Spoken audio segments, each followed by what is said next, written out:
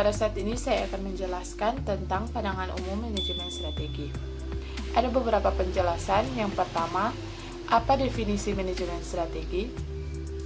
Manajemen strategi didefinisikan sebagai sekumpulan keputusan dan tindakan yang menghasilkan perumusan atau formulasi dan pelaksanaan atau implementasi rencana-rencana yang dirancang untuk mencapai sasaran-sasaran perusahaan. Yang terdiri atas 9 tugas penting. Yang pertama, merumuskan misi perusahaan, meliputi rumusan umum tentang maksud keberadaan, filosofi, dan tujuan. Yang kedua, mengembangkan profil perusahaan yang mencerminkan kondisi intern dan kapabilitasnya. Yang ketiga, menilai lingkungan ekstern perusahaan, meliputi pesaing dan faktor-faktor kontekstual umum. Yang keempat, menganalisis opsi perusahaan dengan mencocokkan sumber dayanya dengan lingkungan ekstern. Yang kelima, mengidentifikasi opsi yang paling dikehendaki dengan mengevaluasi setiap opsi yang ada berdasarkan misi perusahaan. Yang keenam, memilih seperangkat sasaran jangka panjang dan strategi umum atau grand strategi yang akan mencapai pilihan yang paling dikehendaki. Yang ketujuh, mengembangkan sasaran tahunan dan strategi jangka pendek yang sesuai dengan sasaran jangka panjang dan strategi umum yang dipilih. Yang kedelapan, mengimplementasikan pilihan strategi dengan cara mengalokasikan sumber daya anggaran yang menekankan pada kesesuaian antara tugas, SDM, struktur, teknologi, dan sistem imbalan. Yang kesembilan, mengevaluasi keberhasilan proses strategi sebagai masukan bagi pengambilan keputusan yang akan datang. Manajemen seperti yang ditunjukkan oleh 9 poin. Materi yang selanjutnya, tingkatan manajemen strategi. Terdapat 3 tingkatan, yaitu yang pertama, strategi korporat, yang kedua, strategi bisnis, dan yang ketiga, strategi fungsional. Strategi korporat adalah strategi yang direncanakan serta dieksekusi pada tingkat korporasi atau perusahaan. Strategi ini menentukan segala bisnis yang sedang dijalankan oleh perusahaan dan apa yang ditargetkannya. Perusahaan dari bisnis-bisnis tertentu. Strategi ini dibuat berdasarkan dari visi dan misi perusahaan. Terdapat 3 jenis strategi, yaitu strategi pertumbuhan, strategi stabilitas, dan strategi pembaruan. Yang kedua, strategi bisnis adalah strategi yang menekankan pada peningkatan dari posisi kompetitif dari produk atau jasa perusahaan dalam industri yang spesifik atau segmen pasar yang dilayani oleh unit bisnis tersebut. Komponen strategi bisnis terdapat 6. Yang pertama, visi dan misi perusahaan. Kedua, nilai dasar perubahan. Ketiga, analisa SWOT. Keempat, metode strategi bisnis. Yang kelima, rencana pembagian sumber daya. Dan keenam, pengukuran. Tujuan dari strategi bisnis itu sendiri adalah agar kegiatan bisnis yang akan dilaksanakan ataupun yang akan berjalan untuk tetap berada di jalur yang benar serta sesuai dengan apa yang direncanakan sebelumnya. Dan yang ketiga, strategi fungsional adalah pendekatan area fungsional yang diperlukan untuk mencapai perusahaan dan tujuan bisnis unit dan strategi dengan memaksimalkan produktivitas sumber daya. Baiklah, kita akan masuk pada materi perumusan strategi. Yang pertama, menetapkan misi perusahaan. Misi adalah tujuan keseluruhan organisasi yang memberikan arah dan panduan untuk pengambilan keputusan untuk semua tingkat manajemen dan dapat didefinisikan sebagai tujuan yang luas dari suatu organisasi. Yang kedua, mengidentifikasi lingkungan eksternal, yaitu semua elemen di luar organisasi yang relevan. Organisasi mengambil input seperti bahan baku, uang, tenaga kerja, dan energi dari lingkungan eksternal yang mengubahnya menjadi produk atau jasa sebagai output. Yang ketiga, analisis lingkungan internal. Untuk melakukan analisis lingkungan internal, sebuah perusahaan sebelumnya perlu dilakukan beberapa hal untuk memperoleh dan mengumpulkan informasi yang dibutuhkan yang berhubungan dengan perubahan yang terjadi di lingkungan internal. Dengan menganalisis kekuatan dan kelemahan dari perusahaan, menganalisis kekuatan sumber daya atau resource internal yang dimilikinya akan dapat membantu dalam melakukan analisis internal.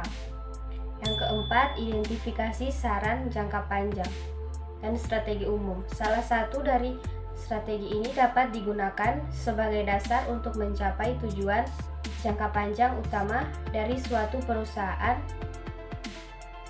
Untuk mencapai tujuan yang penting adalah pertumbuhan terkonsentrasi, pengembangan pasar, pengembangan produk, inovasi, integrasi horizontal, integrasi vertikal, diversifikasi, konsentris, diversifikasi konglomerasi, perubahan haluan, divestasi, likuidasi, kepalitan, usaha patungan, aliansi, strategi, dan konserium. Michael Porter, seorang profesor manajer strategik dari Harvard University, menyatakan terdapat 5 kekuatan yang mempengaruhi persaingan dalam industri, yaitu yang pertama, ancaman dari pendatang baru.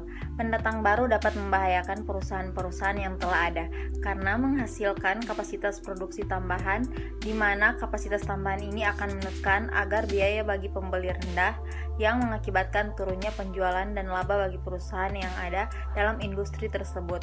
Dan yang kedua, ancaman dari produk pengganti.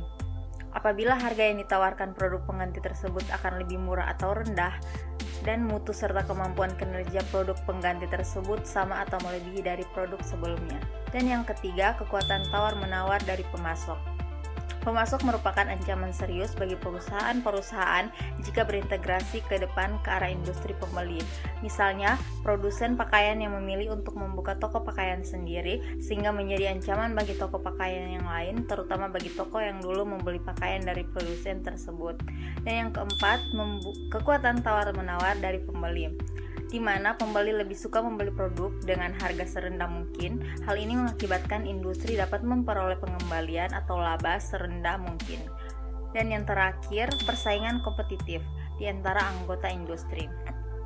Perusahaan bersaing secara aktif satu dengan lainnya untuk mencapai daya saing strategis dan laba yang tinggi. Pencapaian hal-hal tersebut menuntut keberhasilan yang relatif terhadap para pesaing. Dengan model demikian, persaingan yang terjadi antara perusahaan-perusahaan tersebut distimulasi pada saat satu atau lebih perusahaan merasakan tekanan persaingan atau apabila mereka mengidentifikasi peluang untuk meningkatkan posisi pasar mereka. Baiklah, kita lanjut pada materi selanjutnya, yakni implementasi strategi. Menurut Dewi dan Sandra, tahun 2019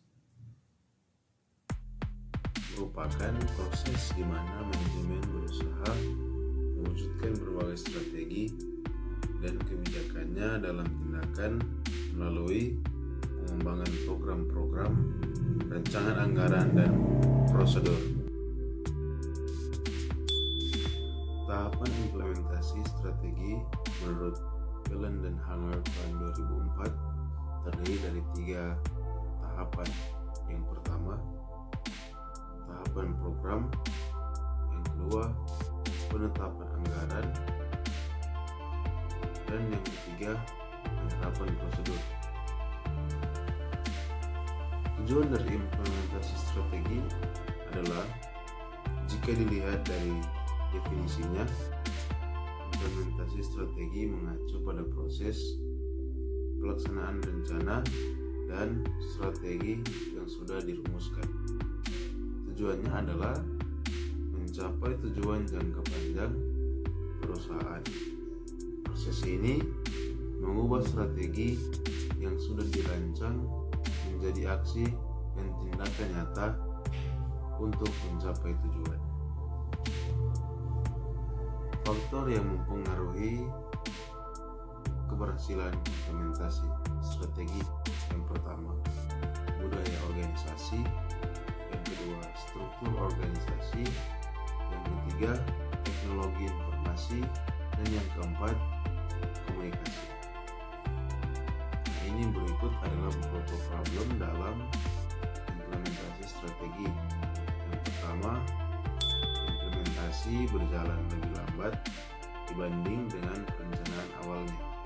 Yang kedua, munculnya berbagai masalah yang tidak terduga. Yang ketiga, koordinasi dalam implementasi tersebut tidak efektif.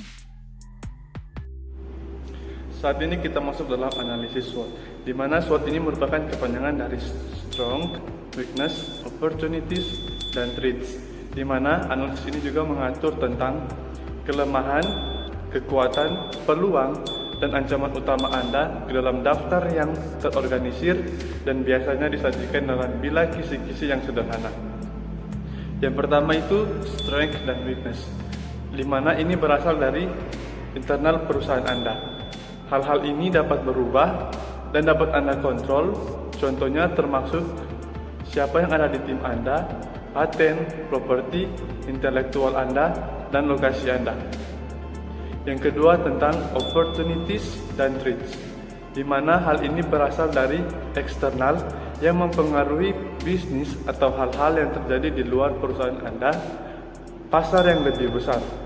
Contohnya pesaing, harga bahan baku, dan tren belanja pelanggan. Yang kedua yaitu kelemahan atau weakness. Contohnya itu berasal dari faktor internal yang mengurangi kekuatan Anda. Nah, yang berikut ini adalah contoh pertanyaan yang dapat membantu Anda dalam menganalisis. Yang pertama adalah strength. Contohnya itu proses bisnis apa yang berhasil. Kedua, aset apa yang Anda miliki di tim Anda seperti pengetahuan, pendidikan, jaringan, keterampilan, dan reputasi. Yang ketiga, aset fisik apa yang Anda miliki seperti pelanggan, peralatan, teknologi, pendanaan, atau paten produk.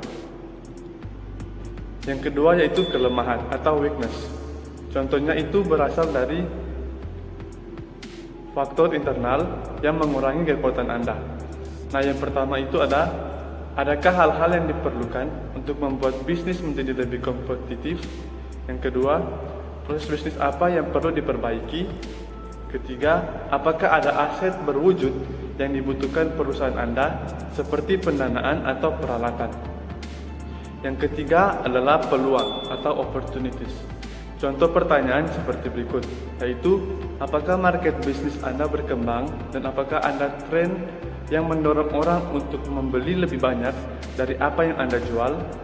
Yang kedua, adakah acara atau event yang dapat dimanfaatkan perusahaan dalam menumbuhkan pengembangan bisnis? Berikutnya contoh pertanyaan dalam ancaman atau threats. Yang pertama, apakah Anda memiliki pesaing potensial yang memasuki pasar Anda? Yang kedua, apakah pemasok akan selalu dapat memasok bahan baku yang Anda butuhkan dengan harga yang cocok?